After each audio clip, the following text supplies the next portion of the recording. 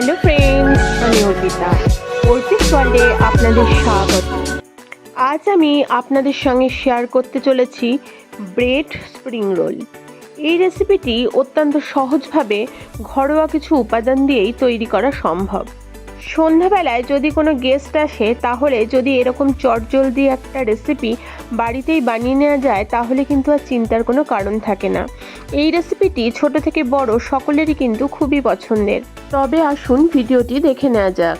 এই রেসিপিটি বানানোর জন্য প্রথমেই আমি কিছু গাজর কিউব করে কেটে নিয়েছি, আর কিছু নিয়েছি ক্যাপসিকাম কুচি, 10-12টা রসুন কুচি, 5-6টা কাঁচা লঙ্কা কুচি, একটা টমেটো কুচি করে নিয়েছি, আর 10-12টা বিনসও কুচি করে নিয়েছি। এছাড়াও লাগছে 1 বাটি চিকেন, যেটা সেদ্ধ করা রয়েছে। একটা সেদ্ধ আলুকে গ্রেট করে নিয়েছি।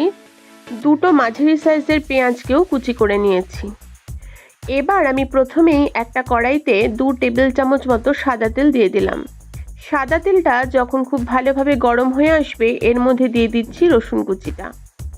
রসুন কুচিটা 2-1 বার নাড়াচাড়া করে যখন হালকা একটু ব্রাউন কালার আসবে, তখন এর মধ্যে আমি অ্যাড করব কোচানো পেঁয়াজটা। পেঁয়াজটা দিয়ে খুব বেশি ভাজার প্রয়োজন নেই, তাই 2-3 মিনিট মতো এটাকে নাড়াচাড়া করে নেব। যখন হালকা একটা ব্রাউন কালার আসতে শুরু করবে, ঠিক সেই সময় এর মধ্যে আমি অ্যাড করব কুচিয়ে রাখা গাজরটা দিয়ে এগুলোকে আবার আমি একটু ভাজা করে নেব।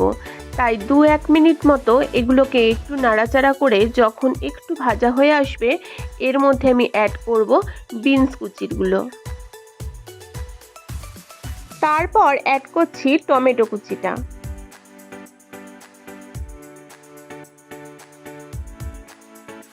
আর কাঁচা লঙ্কা কুচিটাও কিন্তু এর মধ্যে দিয়ে দিচ্ছি। তবে কাঁচা লঙ্কা কুচিটা আপনারা কীরকম ঝাল খাবেন তার উপর কিন্তু আপনারা অ্যাড করবেন। যখন সব কিছু খুব ভালোভাবে ভাজা হয়ে আসবে, তখন এর মধ্যে দিয়ে দেবো ক্যাপসিকাম কুচিটা দিয়ে খুব কিন্তু ভাজার প্রয়োজন নেই। এখন আমি এর মধ্যে অ্যাড করব লবণটা দেওয়ার সাথে সাথে ক্যাপসিকামটা আগের থেকে অনেক বেশি নরম হয়ে আসবে। যখন সমস্ত ভাজা হয়ে যাবে, তখন এর মধ্যে আগে থেকে সেদ্ধ করে রাখা মাংসটা দিয়ে সমস্ত সবজির সঙ্গে খুব ভালোভাবে মিশিয়ে নিয়ে একটু ভাজা ভাজা করে নিতে হবে। এইভাবে ক্রমাগত 2-3 মিনিট ধরে নেড়ে চেড়ে এটাকে ভাজা করতে হবে।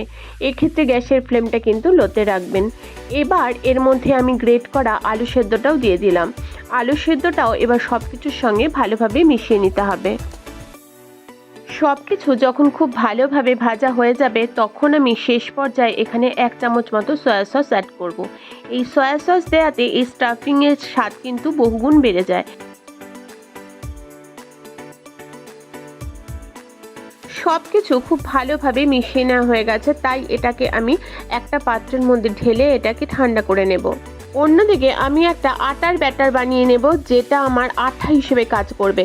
তাই একটুখানি ময়দা নিয়ে নিয়েছি, আর তার মধ্যে সামান্য একটু জল নিয়ে এর একটা ব্যাটার বানিয়ে নিচ্ছি। ব্যাটারটা যখন রেডি হয়ে যাবে, তখন আমি সাইডে সরিয়ে রাখবো।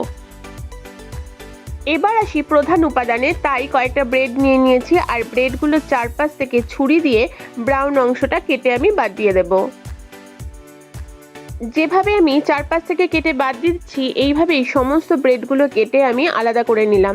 এখন একটা ব্রেড নিয়ে একটা চাকি বেলুনের সাহায্যে পাতলা করে বেলে নেব। মোটা থাকলে আমার পরবর্তী সময়ে রোলগুলো বানাতে অসুবিধা হবে, তাই এগুলোকে পাতলা করে নিচ্ছি। এবার ব্রেড স্প্রিং রোলটা বানাবো, তাই একটা বেলে রাখা ব্রেড নিয়ে নিলাম, আর যে আটাটা আমি গুলে রেখেছিলাম সেই আটাটা দিয়ে উপর থেকে ছড়িয়ে দিচ্ছি, যাতে ব্রেডগুলো যখন রোলের আকার দেব, তখন যাতে কোনোভাবে খুলে না যায়। তারপর যে স্টাফিংটা আমি বানিয়ে রেখেছিলাম, সেই স্টাফিংটা ব্রেডগুলোর মাঝখানে দিয়ে রোল আকারে করে নিচ্ছি। এই দেখুন, একটা রোল কিন্তু আমার গড়া হয়ে গেছে। এবার হাতের সাহায্যে ভালোভাবে চেপে দিচ্ছি যাতে খুলে না যায়। এই একইভাবে সমস্ত ব্রেড রোলগুলো কিন্তু আমি তৈরি করে নেব। এই যে সমস্ত রোল কমপ্লিট। এছাড়াও এটা বানানোর জন্য ব্রেড ক্রাম্ব আর ডিম প্রয়োজন, তাই 2টো ডিমকে ফাটিয়ে নিয়ে তার মধ্যে একটু লবণ দিয়ে গুলে নিচ্ছি। যে ব্রেড রোলটা আমি বানিয়ে নিয়েছিলাম, সেই ব্রেড রোলটা ডিমের মধ্যে কোডিং করে নিচ্ছি। খুব ভালোভাবে চারিদিকে কিন্তু ডিমের কোডিংটা করে নিতে হবে। ডিমের কোডিংটা যখন কমপ্লিট হয়ে যাবে তখন এই রোলটা ডিমের থেকে তুলে ব্রেড ক্রামের মধ্যে দিয়ে উপর থেকে একটু করে ব্রেড ক্রাম ছড়িয়ে খুব ভালোভাবে এরও কোডিং করে নিতে হবে। এই দেখুন একটা রোল কোডিং করা হয়েছে, ঠিক একইভাবে সমস্ত রোলগুলোকেই কোডিং করে নিয়েছি। এবার এগুলোকে ভাজার পালা, তাই ওভেনে একটা প্যান বসিয়ে দিয়েছি আর এর মধ্যে দিয়ে দিচ্ছি সাদা তেল। খুব বেশি সাদা তেল দেওয়ার প্রয়োজন নেই, 3 টেবিল চামচ মতো সাদা তেল দিলেই হবে। তেলটা যখন একটু গরম হয়ে আসবে তখন আমি এই ব্রেড স্প্রিং রোলগুলো এর উপর দিয়ে দিচ্ছি আর খুব সুন্দর করে ব্রাউন করে কিন্তু এগুলোকে ভেজে নেব।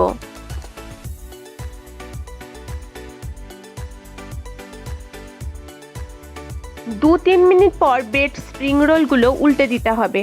দেখুন কি সুন্দর একটা ব্রাউন কালার এসছে। এই রোলটা বানানোর সময় অবশ্যই গ্যাসের ফ্লেমটা কিন্তু লোতে রাখবেন, না হলে কিন্তু উপর থেকে ভাজা হলেও ভিতরটা খুব বেশি ক্রিস্পি হবে না।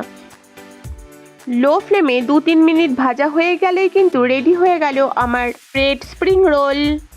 আমার এই রেসিপিটি আপনাদের যদি ভালো লেগে থাকে অবশ্যই আমাকে কমেন্টস বক্সে জানাবেন এবং আমার রেসিপিটাকে লাইক করে আমার চ্যানেলটাকে সাবস্ক্রাইব করে পাশে থাকা বেল আইকনটা প্রেস করে দেবেন, যাতে পরবর্তী সময় আমি রান্নার কোনো নতুন ভিডিও নিয়ে হাজির হলে আপনার কাছে নোটিফিকেশনটা পৌঁছে যায়। সকলে ভালো থাকবেন, সুস্থ থাকবেন, ধন্যবাদ।